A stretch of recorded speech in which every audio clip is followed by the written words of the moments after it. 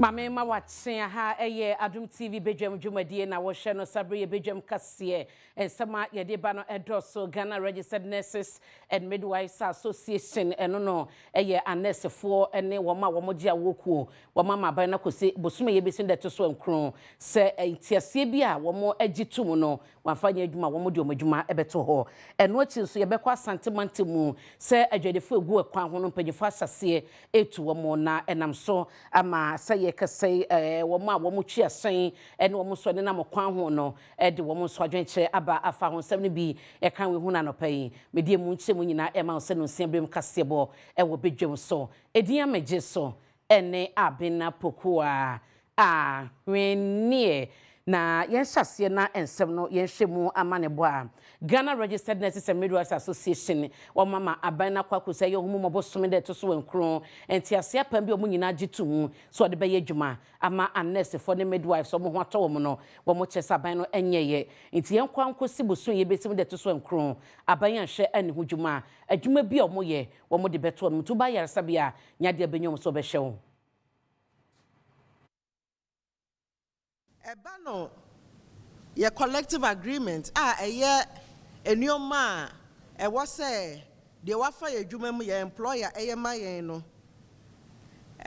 ye sign ye last year May 2024 ebesi ne ye employer emfanye dwuma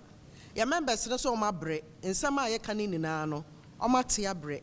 enti asema ye kan ne say 2nd and 3rd June 2025 yesre a nurse for ne a midwife for I wa Ghana fa na nyina say red band ye ebo men say omonso mbobi no mfa nkwa adwuma so hono mo a osan soka de kan ho biem say ye de ya ready say adwuma no ye bekoso aye ade a ye hia ne say ye collective agreement no ye employer na implementation so ye ade ba akopɛ agreement ne wo hodada enya afa ne eba be negotiate biom enti omo ntro krata nto so emfa nkoma Ministry of Health ne agency say your collective agreement is implemented. Medewe kwa santimante ho ena mpanyefo e womantem ni mu ahyase adwadefo mo e wo kwan ho wo mo tete lorry akwan so ena pavement so nyina no wo mayi wo mafiri ho na ahyankafo ne wo mo so e kwa bonti kudi dwanam krom e chese krom ada ho ekoyie no mo ha wokase ne se ebeka ho ebeya febo anase nansa na adwadefo no asanso aba kwa ho bium Adom kase edisa mane echi ebe na otwe miensani na obepie mu e wo asantimantem a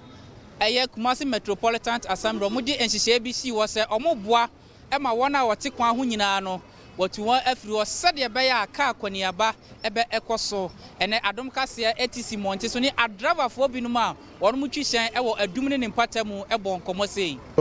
kama pa amaye dwon ha past 13 years na omoye no amakwan madaho ama akoniaba di no so aye kama wo go so na no ye din be 1 hour so free the friends say a hundred run about e de ba be ramede na mede na chinti wetime disua bia be 1 hour na wo disu sa ansan no wetime aba abedu medo e fa ba bi de be ka se aboa yen e wo yen adraba fo no ye contemplant tem no aboa ya ma e be ka se usi so ana se kwa na wo ye den wo ko nti so de kan ne e waste time e de sep fuel ene ye bra hodo because ye adwuma no ye bere no na discover wo say wo bere na wo sikasem no so te san achi enti for now we de be ka say e fa bi no aboa yen na so fa ba bi no adum ha no de ama bodwa for na atams ne dodo timi bo mo nchen oba bi ofin say price no ye ma no dan so be cost no so o mo ntimi ma ya de papa in fact na wo nwene ho kra say wo de car kra be ba ha at this time. But say no, a quine muda or no to me dwene ho say, oh, me will be a mayor, meet me the car for quine moi. The first one maba, into ya the papa. Tanaduma for years, me who say be that. Decongestion, I easy to say brochure. Me who be that? Me, I want tini, and I remember, say, KMA boss, that's all, yeah, dear. Kaka kwa branch ya money ball, asantimante. Na minyina semiso na no pai Badwam kase de bai no me fancy edian megye so ene abena pokua wennie na yetwa ho ba na feda bokrata no seba hodo edi aba no yasase aboboso ama oman hene kwabena asante ebeka me ho na fe yahye sedia enioma eko meba sisia